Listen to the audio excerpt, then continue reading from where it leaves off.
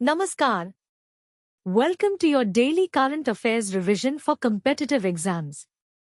This content is based on verified news sources. I am going to cover 6 important topics in the next 8 minutes. Let us dive right in. What is the latest initiative by the Union Government to fast-track environmental clearances? The Union Government has decided to set up a Standing Authority on Environment Impact Assessment, SAIA, to appraise projects when state-level impact assessment authorities are non-functional. The SAIA will consist of ex officio members appointed by the central government.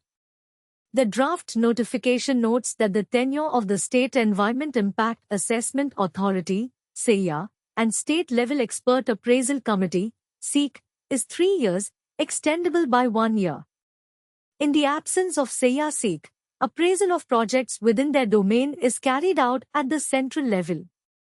This topic is relevant for the Environment and Ecology section of the GS3 paper. It is important to understand the role of SAIA and its impact on environmental clearances. Key takeaways: SAIA to appraise projects when state-level authorities are non-functional. SAIA will consist of ex officio members appointed by the central government. Tenure of SEIA and SEEC is 3 years, extendable by 1 year. How is the government promoting ease of doing business through digital transformation? The government has undertaken extensive reforms and initiatives to simplify regulations, enhance transparency, and strengthen institutional efficiency across sectors.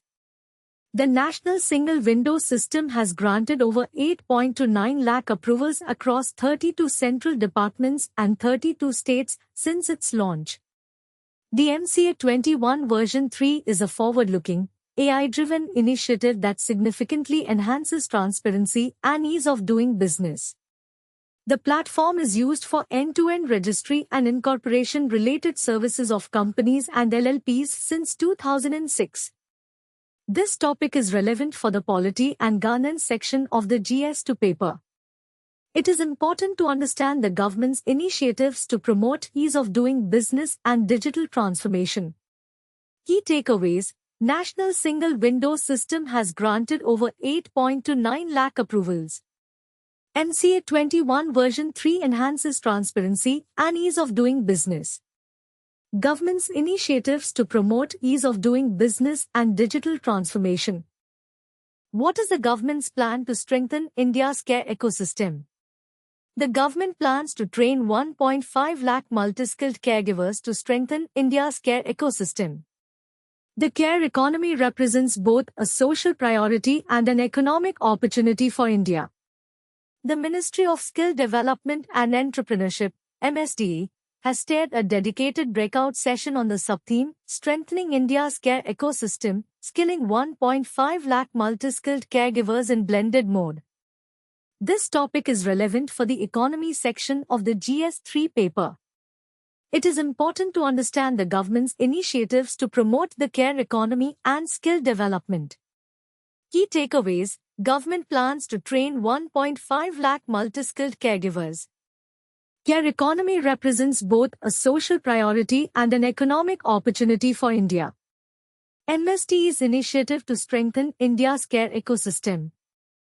What is the significance of the joint military exercise between India and Seychelles? An Indian Armed Forces contingent has arrived at Seychelles to participate in the 11th edition of Joint Military Exercise L'Amitié 2026 with the Seychelles Defence Forces. The exercise will enhance synergy in the domains of subconventional operations in a semi-urban environment and cooperation and interoperability between both sides during peacekeeping operations. The 12-day-long joint exercise will include field training exercises, combat discussions, case studies, lectures and demonstrations, culminating with 2 days of validation exercise. This topic is relevant for the International Relations section of the GS2 paper. It is important to understand the significance of joint military exercises and cooperation between India and other countries. Key takeaways: Joint military exercise between India and Seychelles.